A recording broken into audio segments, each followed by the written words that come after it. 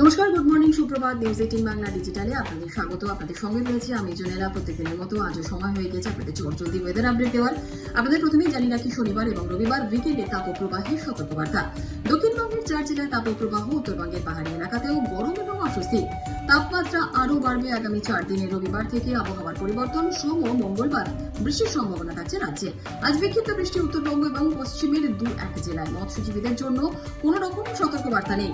আর এর পাশাপাশি আপনাদের জানি নাকি যে আগাম বর্ষা আন্দামানে ভারতের মূল ভূখণ্ড কেরলেও বর্ষা ঢুকবে একদিন আগে।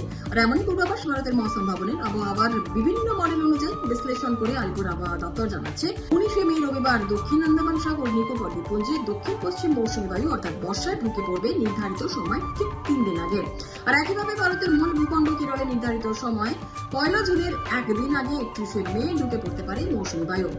কলকাতার আবহাওয়া কেমন থাকছে সেটা একটু জানিয়ে রাখি আপনাদের। কলকাতায় অর্থাৎ সোমবার কলকাতায় কিন্তু বৃষ্টির সম্ভাবনা থাকছে। আজ আংশিক মেঘলা আকাশ থাকছে শহর কলকাতায় সকালের দিক থেকেই, কিন্তু বেলা বাড়ার সঙ্গে সঙ্গে গরম এবং অস্বস্তি থাকবে। দিন এবং রাতের তাপমাত্রা স্বাভাবিকের উপরই থাকছে। বেলা বাড়লে সূর্যের তাপে আরো গরম অনুভূত হবে।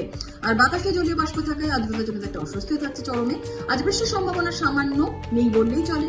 শুক্রবার এবং শনিবার বৃষ্টি নেই, শুষ্ক ও গরম আবহাওয়ার সঙ্গে আর্দ্রতাজনিত অস্বস্তি থাকবে চরমে।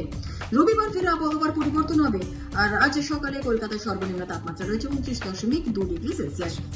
স্বাভাবিক তাপমাত্রা থেকে 2.5 ডিগ্রি সেলসিয়াস বেশি রয়েছে।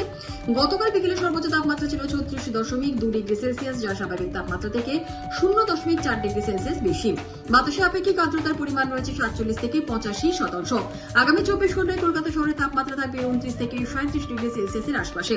মোটের ওপর হাওয়া অফিস এই আপডেট দিচ্ছে, সেটি আপনাদের জানালাম। আপনাদের শেষ করছি। ভালো থাকুন, সুস্থ থাকুন, সাবধানে থাকুন।